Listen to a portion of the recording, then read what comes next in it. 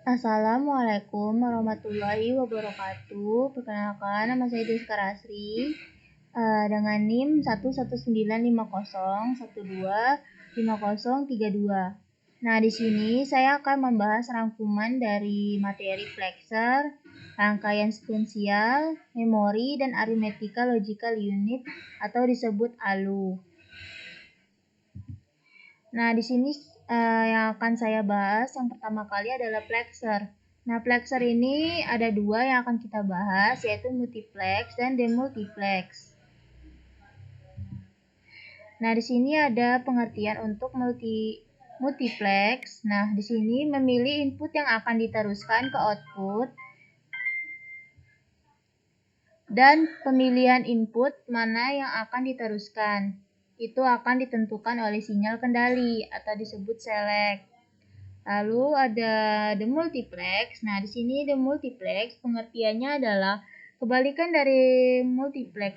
Nah, sinyal pada bagian input akan disalurkan ke bagian output atau yang disebut channel, tergantung dari kendali pada bagian select. Atau lebih sederhananya, multiplex itu diartikan dari input banyak, outputnya cuma satu. Sedangkan demultiplex itu dari input satu ke output yang banyak. Nah, lanjut. Di sini ada cara kerja multiplex dan demultiplex. Di sini ada diagram multiplex dan demultiplex. Nih diagramnya. Nah, pada bagian multiplex, sini kita menggunakan contoh IC-nya adalah 74LS153. IC ini merupakan IC dari multiplex. Nah, dari IC ini ada tabel kebenarannya. Ini tabel kebenarannya. Nah, di sini kita akan membahas si multiplex dulu. Nah, berdasarkan pengertian yang di awal, multiplex itu memilih input yang akan ditaruhkan ke output, di mana pemilihan output ini akan ditentukan sinyal kendali. Nah, di sini sinyal kendalinya kan ada A dan B. Nih, sinyal kendalinya. Nah, sekarang kita lihat dari tabel kebenaran ini. Tabel kebenarannya ini ada pengendalinya ada dua, yaitu A dan B, sehingga ada 2 bit.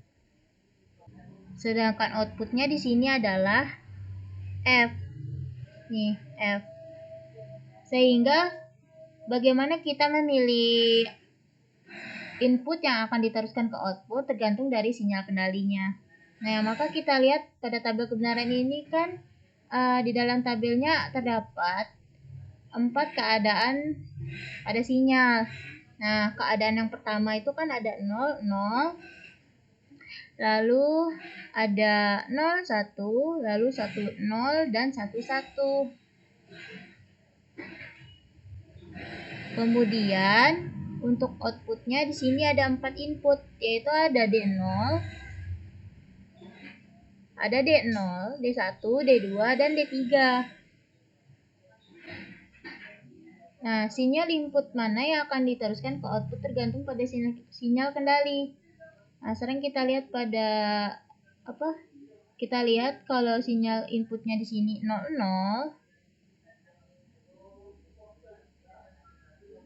00, maka sinyal yang akan diteruskan adalah D0. Jika sinyal kendalinya adalah 01, maka multiplexnya ini akan meneruskan input dari D1 ke output. Demikian juga jika kondisinya 10, maka inputnya adalah D2 yang akan diteruskan ke output. Dan sinyal kendalinya jika 11, dia akan meneruskan sinyal input D3 ke output. Nah, ini adalah cara kerja dari multiplex. Sehingga di sini sudah saya buat persamaan untuk output dari multiplex. Nah, di sini persamaannya ada A bar, B bar, D0 ditambah A bar, B, D1 plus A B bar D2 plus A B D 3. Atau kita artikan di sini bar itu adalah logik 0, dan jika tidak ada bar maka logiknya adalah 1.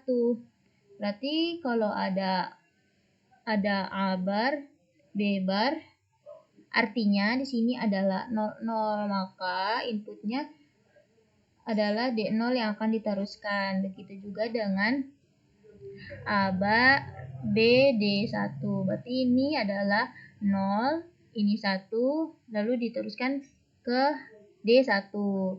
Ini juga A, B bar, D2. Nah, berarti sini adalah 1, 0 akan diteruskan oleh D2. Begitu juga dengan ABD 3. A, B, D3. Nah, di sini berarti inputnya adalah Inputnya adalah D1, adalah 1, lalu ininya yang akan diteruskan adalah D3. Nah, lanjut ke demultiplex. Nah, di sini sedangkan di demultiplex itu kebalikan dari multiplex, artinya dia akan memilih sinyal bagian input yang akan disalurkan ke output tergantung dari sinyal kendali. Di sini sinyal kendalinya adalah saya buat S0 dan S1. Berarti sinyal kendalinya di sini ada 2 bit. Di sini untuk demultiplexnya saya menggunakan IC 74LS139, di mana si IC ini merupakan IC demultiplex. Maka dari data ini dia akan aktif. Maka pada data ini outputnya ada tanda bar nih. Ini berarti dia akan aktif, kondisinya low, artinya di sini logical 0 dia akan aktif. Maka berdasarkan tabel kebenaran IC ini, yang ini pada rangkaiannya atau blok demultiplexnya seperti pengertian di awal bahwa sinyal pada bagian input akan disalurkan ke bagian output tergantung dari sinyal kendali. Maka jika sinyal kendalinya adalah sini 00, berarti yang akan aktif di sini adalah Q0. Dan Q1, Q2, Q3-nya di sini dia tidak aktif. Nah, di sininya ada bar, berarti aktifnya hanya low, artinya akan aktif jika logikalnya 0. Lanjut ke kondisi yang keduanya. Di sini ada 01. Maka di sini yang aktif adalah Q1. Dan sisanya di sini dia tidak aktif. Yang Q0 nggak aktif, Q2 tidak aktif, Q3 juga tidak aktif. Kemudian untuk yang ketiga, kondisi yang ketiganya adalah 10. Berarti di sini Q2-nya aktif karena dia 0, sisanya dia tidak aktif. Yang Q1, Q0, Q3 dia tidak aktif. Lanjut ke kondisi yang 11. Di sini Q3-nya 0, maka dia aktif, sisanya tidak aktif. Berarti Q0, Q1, Q2 dia tidak aktif. Selanjutnya adalah rangkaian sekuensial. Nah, di sini ada 3 yang akan kita bahas, yaitu yang pertama flip-flop, yang kedua counter atau pencacah, yang ketiga adalah register. Nah, yang flip-flop adalah suatu rangkaian elektronika yang memiliki 2 kondisi stabil dan dapat digunakan untuk menyimpan informasi. Flip-flop merupakan pengaplikasian gerbang logika yang bersifat multivibrator bistabil. Nah, flip-flop ini terbagi menjadi 4, yaitu ada SR flip-flop, ada JK flip-flop, ada T flip-flop, dan ada D flip-flop. Sebenarnya flip-flop itu masih ada lagi yang lain, tapi hanya 4 ini yang biasanya sering digunakan. Lalu yang kedua ada counter atau pencacah. Nah, di sini counter atau pencacah merupakan rangkaian logika sekuensial yang dapat berfungsi untuk suatu proses perhitungan. Dari counter ini memiliki dua jenis, yaitu synchronous counter, yaitu flip-flopnya diberikan secara bersamaan. Lalu yang kedua ada asynchronous counter, yaitu flopnya ini tidak diberikan secara bersamaan. Nah, lalu dari cacahan ini ada hitungannya. Yang pertama ada up counter, lalu down counter, lalu ada up down counter. Sebenarnya masih ada lagi, tapi hanya ini yang saya sebutkan.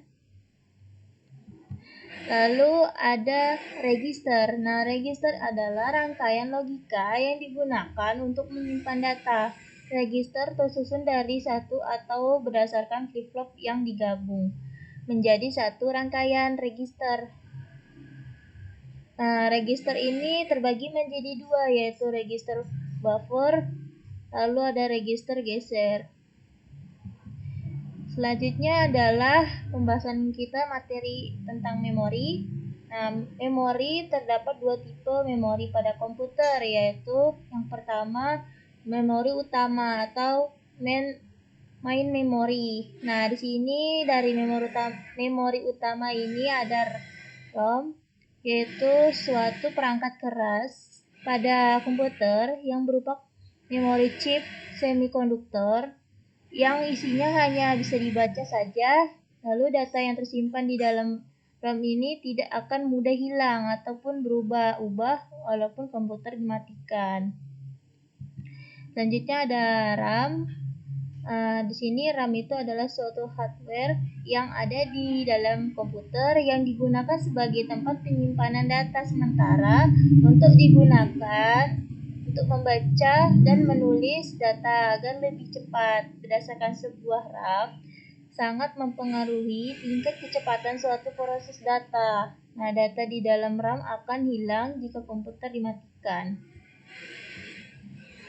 Lalu selain ada memori utama, ada memori sekunder atau secondary memory. Nah, di sini terdapat 3, yaitu ada optical storage device, lalu yang kedua magnetic storage device, lalu yang terakhir ada flash memory device. Nah, selanjutnya adalah materi tentang arithmetic logical unit atau ALU. Nah, di sini ALU adalah salah satu bagian dari sebuah mikroprosesor yang berfungsi untuk melakukan operasi perhitungan aritmatika dan logika. Contohnya operasi aritmatikanya yaitu penjumlahan dan pengurangan. Sedangkan contoh operasi logika yaitu ada logika AND dan OR. Sekian dari saya, kurang lebihnya mohon maaf. Wassalamualaikum warahmatullahi wabarakatuh.